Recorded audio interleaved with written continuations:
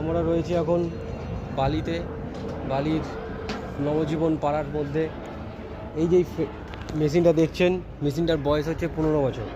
ভিডিওকনের machine আছে। মেশিনটা চলতে চলতে বন্ধ হয়ে যাচ্ছে আর মাঝে মাঝে গ গ করে আওয়াজ দিচ্ছে। তো আমরা ক্যাপাসিটার চেঞ্জ করলাম। এই যে ক্যাপাসিটার আমাদের হাতে আছে, এটা 55+3। এখানে আমরা 55+4 mfd ক্যাপাসিটার লাগিয়েছি। এরপর আমরা দেখব মেশিনটা কেমন চলছে।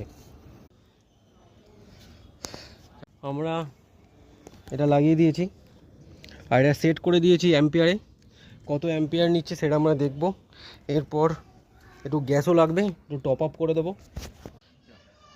আমরা এই গ্যাসটা দেব আর 22।